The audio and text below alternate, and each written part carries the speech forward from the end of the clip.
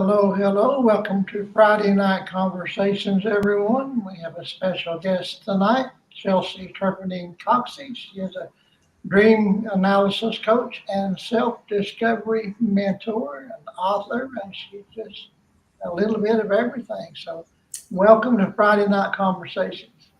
Thank you for having me here. I'm excited. I hope you're having a good evening so far. Oh, yeah. Oh, yeah. So, you are a dream analysis coach. Tell us exactly what that is. Dream analysis. So every country tends to handle it a little differently. But what I do is I definitely analyze dreams, and I notice that it tends to be a self-discovery. So I'd say it really opens us up to our internal aspects and break it down into psychoanalyzing ourselves into different parts, like the internal family system. But I've also work with a lot of metaphysics, and I've noticed, they tend to mirror each other. So it's a lot of like psychology aspects and a lot of metaphysical aspects that come in together. And yeah, I guess that's it for right now, and we'll kind of build on to that as we go. But it's Told a pretty lot of people interesting listening on space. the conversation ask you what their dreams mean. Yeah. So I don't interpret just one dream. I interpret all the dreams in one large. So I always say dreams are like tiny puzzle pieces that make one large picture. Um, and it's always very interesting. So it works with I call it a subconscious diving. We tend to dive into our internal parts and figure out what the balancing needs are, what the messages are, what's going on. So I know, like I say, I'm a Jungian or a Jungian enthusiast, and so yeah, it gets really interesting. But there's a lot going on in the subconsciousness. So it's basically pulling out all the exiled internal aspects, and I tend to work with the ego a lot, as well as all the hidden parts and bringing them to wholeness, or attempting to help people to bring them to wholeness. Yeah. I've heard some people say that every character in your dreams is a part of yourself. Is that true? To an extent, when Yeah. you're working with internal dreams, like, so I'll call those like internal family system dreams, that's all you.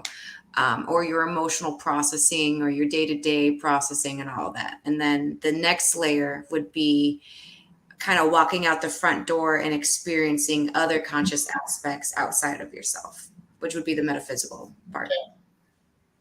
Sounds interesting. Oh, it does get interesting. And you are an author, correct? Yes, sir. Yeah, you can tell us about that. So I have a series I'm working on. The first book is out now on Amazon. It's Living Life Metaphorically: A Journey to Waking Up. It is my own shadow work, my own dream analysis, but I don't analyze the dreams in the book. I leave it open to the readers to kind of figure it out. But it's basically diving into my own subconscious aspects and my own humanity and my emotional parts and bringing it to clarity or giving it a space. Um, so it's waking up consciously to myself. And it's a poetical expression, so it's not like this huge academic book or no novel. It's I call it like free writing poetry, basically. But it gets very interesting. So Yeah. in the first book, I think is like I like to use chakras as an example. It would be like my root chakra up to my solar chakra as the first book, and then the other two books that I'm still trying to get published and working on are the growth from there. So it's expanding consciousness basically into myself. Okay. So are all dreams dealing with the subconscious? Is that pretty much accurate? Yeah, and a lot of the conscious aspects too. So it's your conscious aspects or your ego or what we're aware of, and of course, a lot of subconsciousness and symbolism. Yeah. So each person has personal symbolism that is unique to just them. And then you have your mass collective or your archetypes that come about. And the interesting thing about that aspect is archetypes. Carl Jung or Jungians explain it as other spirits or entities or something beyond your consciousness that's intertwining with you. Yeah. I read something, I forget who the author was, it was a long time ago. She said that your dreams are really happening. You are on another plane experiencing all this. Now, do you go along with that theory? Yeah, that would be astral projecting is a common term in the modern world right now, and a lot of people are learning how to lucid dream or astral project. That comes up a lot, and you do it unintentionally, almost Mhm. nightly if you realize it or not. So while the body is resting, the mind is quite active. And I always say your pineal gland, you can basically pretend it's a front door to a house. You can go in or out. So everything I dream is really happening. Not necessarily everything you dream. I break it down. I break dreams down into two categories. And for me, I call them metaphorical dreams, which would be like an internal family system or your emotional processing and your internal aspects of yourself. So you'd be experiencing yourself. But then the second category I express is metaphysical dreams, which is something beyond yourself and you're experiencing not just yourself, but something consciously outside of you too. And that can look like a lot of things. Yeah, it sounds complicated. But once you get the hang of it, you get really good at Yeah. identifying them and understanding how it uh, breaks down in symbolism. So I say metaphorical dreams, your internal family system dreams tend to be extremely symbolic and weird. But metaphysical dreams sometimes are kind of black and white and obvious on you have this feeling that it wasn't you or a part of you and you experienced something kind of unique. A lot of people tend to have like past loved ones who will come visit them in dreams. That would be a great example. Or even if you have guides, we tend to have a lot of guides show up in dreams too. Now, I have a lot of dreams about relatives, and some of them are dead.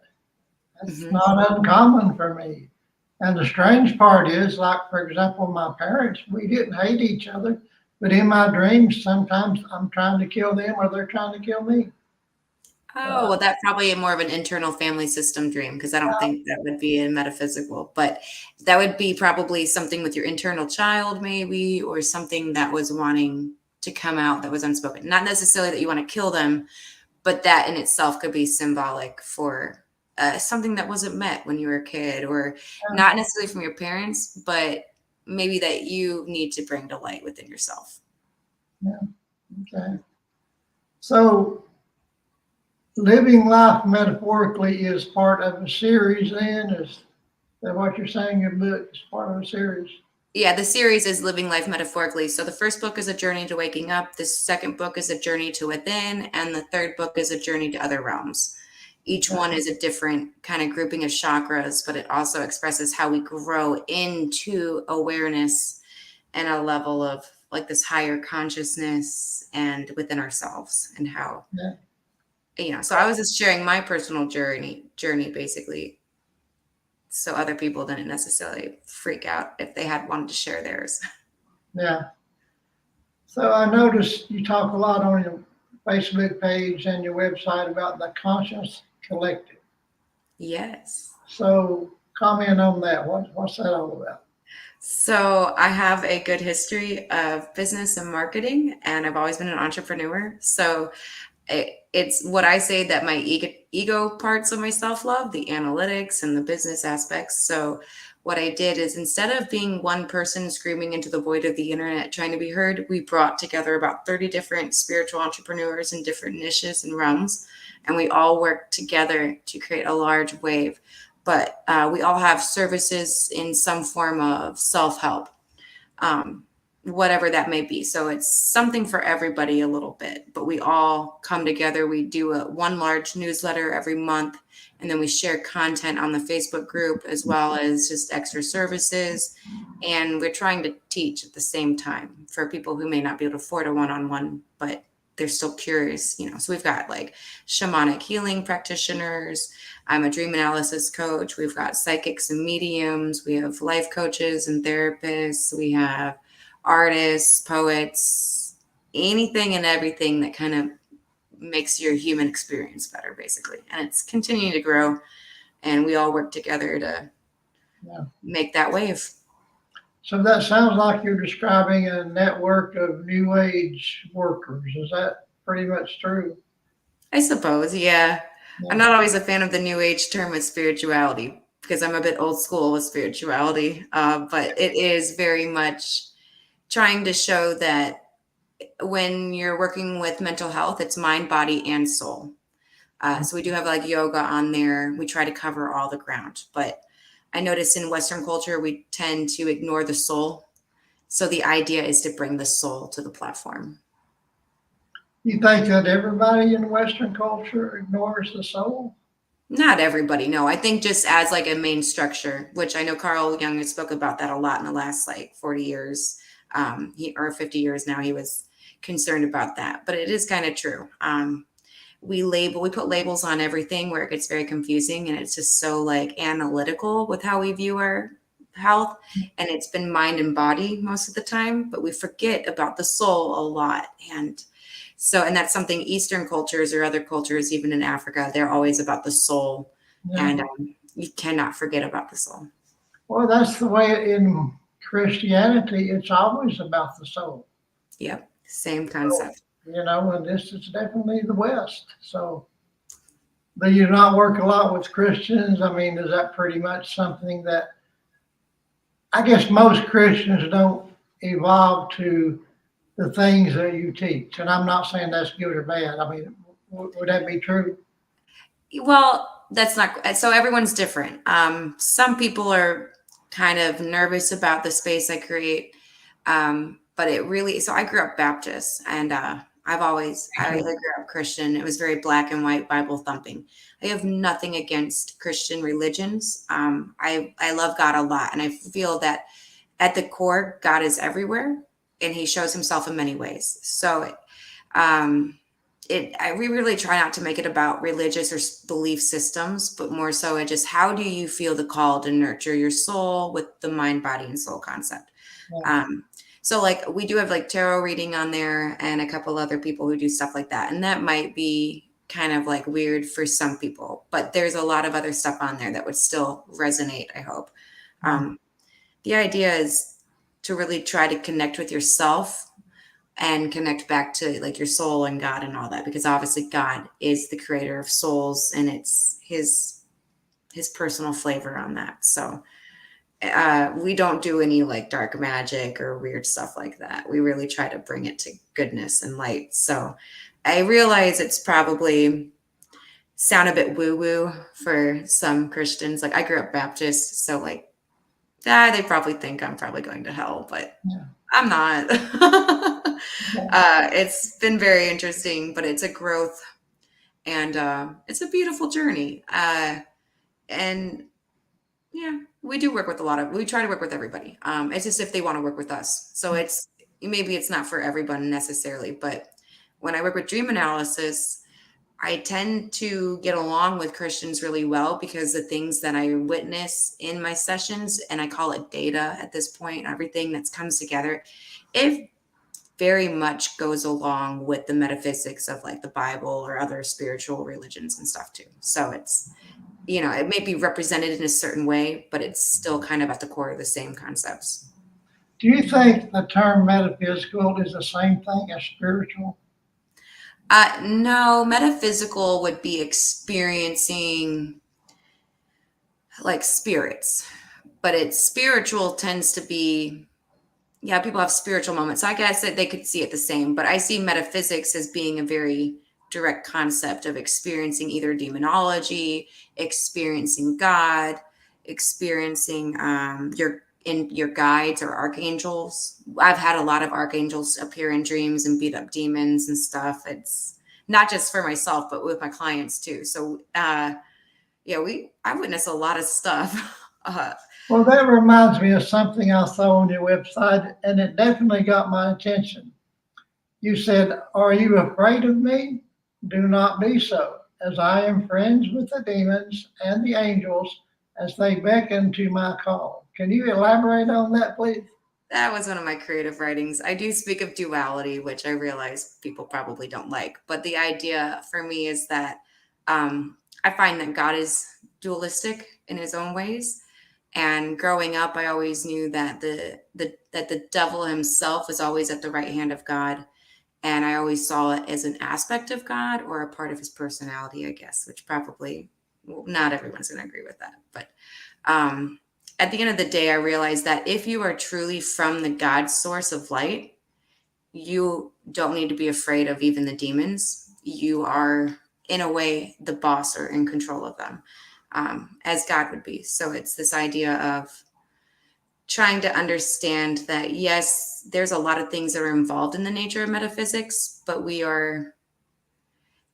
fear makes things unique, and it's not a good thing. So when you're not afraid of it and you realize that you are made in God's image, why would you be afraid of it? So when you talk about demons and angels, are you talking about actual spirits or are you being metaphorical? I'm being very metaphysical on that aspect. Yeah. Metaphysical. Yeah. I'm being direct to the actual demons and angels. Yes. Okay. So would you say you're like an exorcist? I mean, am I getting that? I would love to be someday. I'm not there yet, Oh, but I do study a lot of demonology, and I study a lot of the good, the bad, and the ugly. And I'm starting to see how they correlate and work in the same natural field. So, like, say that if we look at nature here on Earth, right? Nothing's necessarily good or bad. It just coexists or exists within the same realm, and it's just is what it is. So when you look at metaphysics, it tends to be the same way too. So, like, not saying that demons are a good thing, but at the end of the day, they exist in the system of metaphysics, and you can't get rid of them necessarily. They won't ever not exist. Um, until like maybe Judgment Day or however that would work. But at this point, as humans, we experience both. And it's good to understand the nature of both. And that's something that I worked with my pastor a lot growing up. And even in the last few years before he died, I was always inquiring and digging deeper into these concepts. And I'm slightly fascinated by them. And I take it to a different level that's probably a little confusing for people, but I want to challenge them to think. it's the part where you said you're friends with the demons and the angels and they beckon to your call. And that's the part that's intriguing. I don't. And It that's wasn't necessarily me. It was this idea of what I was seeing. So like so there's a whole other few sentences before that saying, yeah. yeah. So it was the idea that even God or like my guides, there are higher powers out there, and they're not afraid of demons, and they will beckon to their call, and not necessarily in a good way, but it's a way that well, basically, when it comes down to it, if you have God light within you, you're not afraid of the darkness. Now, to a lot of people hearing this, they're going to say you are a witch. Now, is that true? I mean, just try to put that out there so people that are watching and listening, I know some will have that question. That's the reason I asked that. I personally don't like the term, and I've never gone for it, but I do say I'm an alchemist, which is different. But I enjoy alchemy, spiritual alchemy, and I believe like Jesus was a spiritual alchemist and stuff like that. And yeah, I try to be like Christ consciousness, and I take that to a different level of.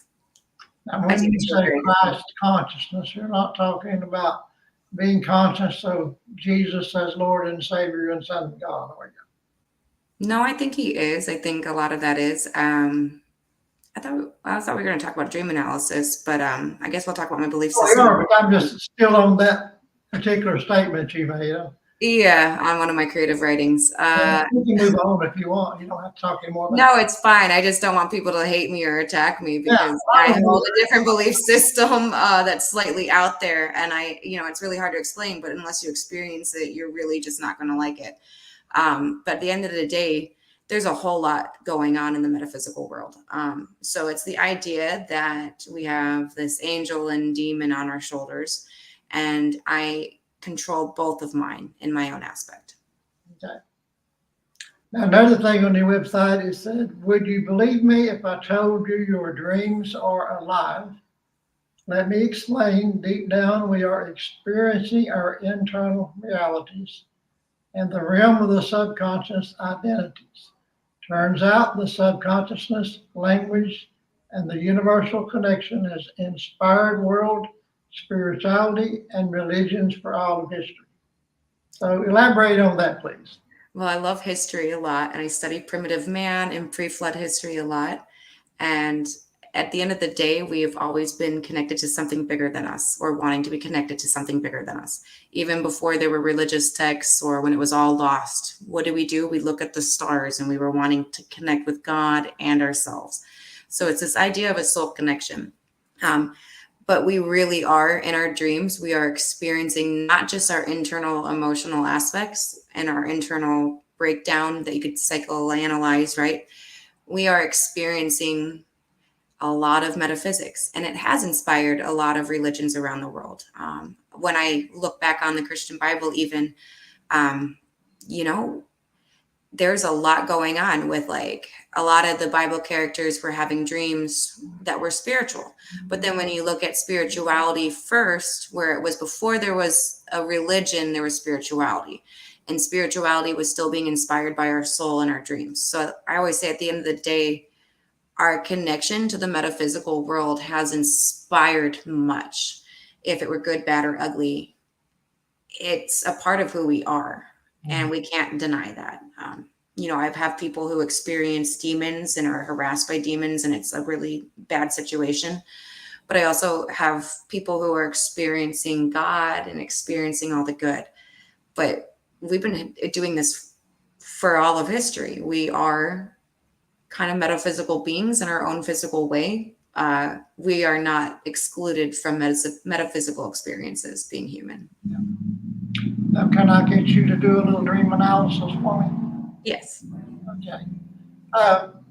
So I have a lot of recurring dreams about relatives, some still alive and some are not. I have a lot of recurring dreams about being stuck in a bathroom and I can't lock the door, or people keep coming in or something, or I'm out in public somewhere and I realize I don't have a shirt on and it's inappropriate. And I have a lot of dreams about school. Okay, so does all that together tell you anything? Normally, I ask for more context of the dream, because the context really does play a lot. But the idea of being stuck in a bathroom, or being in public without your clothes on, or feeling vulnerable, basically, that's quite normal. A lot of people have dreams like that. And I think it's just a vulnerability of being seen.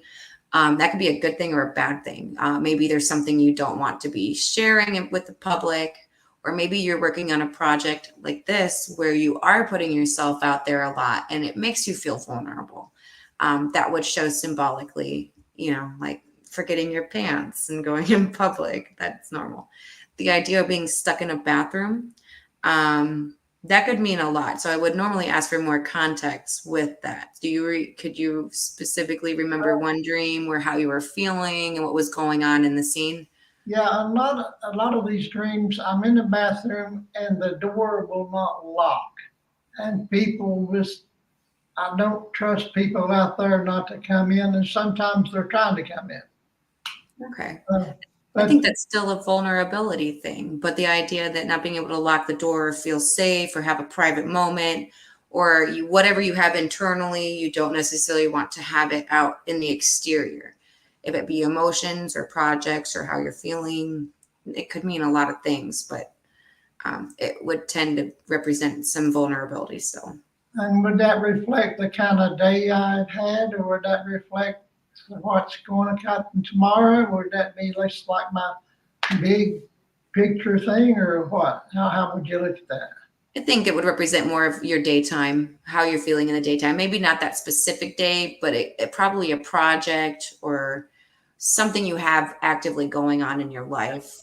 Yeah. Okay. And how about the school dreams? Sometimes I don't know where my class is, I don't know where my books are, or I don't know where my locker is, or something like that. Feeling lost or unprepared, and maybe an inner child. I usually say, if you're going back to school, like if you remember if you were a child or if you felt younger in the dream, I think that tends to be an inner child aspect, which the inner child at the core is like a very authentic aspect of our soul, and children tend to be very authentic. And there's a lot of inner child dreams because we tend to have unresolved emotions or something of the sort from childhood, which is very normal. So inner child dreams happen a lot. Yeah. Are all dreams basically the inner child? No, Dreams can break down in a lot of ways. So I work with the internal family system at that point.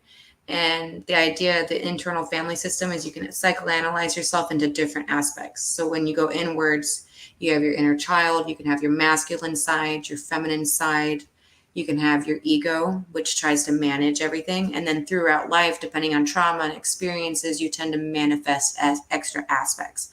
So, like, say if you had a parent who is always scolding you and making you feel bad about yourself, that could actually manifest into an internal part where you will tend to scold yourself or have an internal part that behaves like someone like that, like a parent or something. And it's not necessarily authentic to you. It was developed throughout life through your experiences. Yeah. So what about night terrors? Is that a totally different thing? The what? Night terrors? Night terrors? Yeah. I mean, like you wake up screaming, something really horrible is happening. Well, when it comes to nightmares, I like to dig deeper. It's not necessarily black and white all the time, but there's usually it could be a deep-rooted issue. If it's emotional or an internal part that's struggling, maybe I have a lot of people who had watched scary movies when they were a child, and it scared them a lot to where it actually causes issues and nightmares for a long time. People who go through a lot of trauma or have PTSD, they will tend to have night terrors that will be representing that internal fear. So PTSD is one of those things where you could wake up and punch someone on accident, or have this actual reaction to it. Trauma shows itself a lot of ways, symbolically too. So that's why it's good to know how to understand your personal symbolism, because the subconscious will use whatever material it needs to get the message out. Yeah. So do you consider yourself a spiritual teacher? It's starting to develop into that. That's why I say it's definitely a self-discovery, but I also say it's a soul discovery, because we tend to experience not just ourselves in a daytime processing, but on a soul level too. Yeah. And it does develop, and each person's a little different and unique in that aspect. But at the end of the day, they really are trying to find their soul too. Yeah. Occasionally, it doesn't happen often enough, but I will have a lucid dream. And I know I'm dreaming, and I say, okay, I'm going to have fun with this, because I know I can't get hurt. I know nothing. So, like one time I was in the parking lot, and there was a lot of people walking through the parking lot, and I said, okay, I know I'm dreaming, and I can't really hurt anybody. I'm going to run over you. And it was, but things like that. I enjoy those dreams, but I very rarely have them, and I don't have a desire to go out and run over people. Okay. No, it's just the idea that you're working your own dream state, and you realize you could do whatever you I wish I could do that all the time. Yeah, lucid dreaming is quite common. And I actually have been doing some lucid dreaming technique workshops with one of my friends who is helping me co-host. He's a lucid dreaming technique coach. It's just the idea that when we're dreaming, you can have a conscious awareness and you can create whatever scene you want. But lucid dreaming can also lead to like this astral projecting term, which is the idea that if you wanted to experience a spiritual moment, or if you wanted to connect with your guides or explore outer space, it's a very out of body experience at that point. But it gets very interesting. Yeah.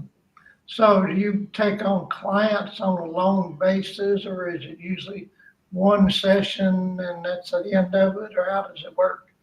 I work with people who will commit to at least a couple months. I don't want to interpret just one dream for people. If I do, just message me. Yeah. But no, what the idea is to build your internal map and really learn how to view your subconsciousness and how to dissect it and learn your own symbolism and how to interpret your own dreams. So it's kind of a tool in your tool belt, really. Okay. Now, do you have a psychology background? No, I study a lot of Carl Jung, so he's kind of where I go with that. And then I did some coaching, so I did life coaching for a while as a certification. but I didn't want to just life coach. I wanted to be niched in dreams, which I did through my own experience. So it's been developing from there. I want to get into hypnosis. I like shamanism a lot, and I study demonology and a lot of metaphysics, and I study a lot of psychology. I did not want to go back to college for like 8 years and have student loans. Yeah. So I'm a self-studier, and you can work with me if you want, and if you don't, that's fine. It won't bother me one bit, but I've seen some really good results. Now, do you claim any particular religion? At the moment, no. God's my religion, and I do see how he's kind of everywhere, so I embrace that. Okay. Well, how can people get a hold of you? My website is perfect because it's got my email on there. It has social media listed, so it's kind of its own wormhole of information, really, And which what is is your website? chelseaturpeningcoxsey.com. Okay. Now, is there anything else you want to say that I haven't given you an opportunity to say? Let's see. I don't know. I've been doing a lot of these lately, podcasts. So one thing that a lot of people ask me about dreams is when they start doing dream analysis, some people already are aware that they're experiencing metaphysics, but or something beyond themselves. But I always say, just realize that you have a front door. And if you don't learn how to close it and protect it, it could be an issue. That's why it's good to realize that the mind is not always private. And that's something I do try to teach people and let them know it's good to protect yourself and be conscious of what's going on in your mind. And I think that tends to be the biggest thing. Okay, now you said something right there that begs another question. You said your mind, your thoughts are not always private. Can you elaborate on that a little bit? Well, it's the idea that we'll work with angels and demons. And I use these words very loosely because I know it's common and people know what they are. You can have dreams where an angel is there working with you and helping you, but they're in kind of your house and they're working with you on your emotional state, right? But you can also experience demonic terror or something negative or a negative entity that will come into your house too. And if you don't realize that they can come in, that it's a bit of an issue. So I do a lot of studies on like schizophrenia, which I don't work with schizophrenic. I just find it interesting. But it's the idea sometimes that when it gets too bad, you can have negative entities that embed into your psychological aspects and they pretend to be you. And it gets very confusing and it messes up the system. So if you think about your brain as a computer, you can get a virus, right? Or have some malfunctions or issues, and it gets very messy from there. And it causes like mental health issues and things like that too. And it's not always just from our day-to-day experiences of trauma. Sometimes it's like watching scary movies as a kid and realizing that it's affecting you in your dreams, but after a while, it'll start to mess with your head and cause actual issues. Yeah. And then like a worst case scenario would be like an exorcism or having it physically manifesting into your daytime. And that would be like a actual demonic issue. Layers. If you have dreams, you feel the presence of evil and you know there's demons there, and is that can that be called a spiritual attack, or is that a different thing? Yeah, they happen. Yeah. And so something I teach people is when we work with the spirit realms, we tend to, there's a lot of different spirit realms. So like the first two spirit realms tend to be negative vibes or bad entities and negativity. So when you're dealing with like depression or bad mental health, you tend to vibrate on these lower levels. But when you learn to kind of grow out of it and work on yourself and do healing, you tend to vibrate with higher realms, which would be past loved ones would be in the fourth realm. And then like the fifth realm and up would be like angels and like more good spiritual aspects. So I've noticed that some people who are struggling with demons, they're always fighting them and trying to ward them off, and it can happen for years and years and years.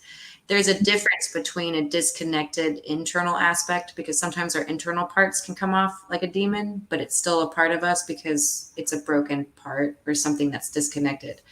But I usually track the patterns, and I'll notice that there are certain things that an internal part would not do, like share dreams or manifest into your physical life. So there's a fine line between what is you not healthy or good and what is actually negative. Um, Sounds complicated. it does sound complicated, but once you get into the work and you start to notice it, you're like, oh, okay, I get it now. And it's then you're trying to work higher. So I've had like a couple clients where they're like struggling with it for a very long time, and they've had Archangel Michael come in with a bunch of other archangels, and they clean house and whoop their butts and stuff. And it shows you that there really is the good, the bad, and the ugly. And it's when you're aware of the metaphysical side of your dreams, you want to tend to hang out with the angels and not the demons. Yeah, they're more fun than the demons. Yeah, they're way better. Yeah. But just know there's good guys out there who will help you. And sometimes you just have to ask for help. Okay. Well, I've enjoyed picking your brain, and I thank you for being here. And may have you back again sometime if you're interested. Yeah, totally. I don't mind talking about the spiritual aspects. It gets really interesting. So I just say everyone, do your study. If it doesn't matter what religion you are, at the end of the day, you're really just trying. There's a lot going on. So when it works with metaphysics, if you have a hard time with the bad guys, call on the good guys to help you. If you want God, if you want Jesus, if you want the archangels, the good guys never impede on free will. You just have to ask. Right. All righty. Well, thank you very much, Chelsey. I've enjoyed talking to you. Thank you for coming to Friday Night Conversations. I wish you all the best.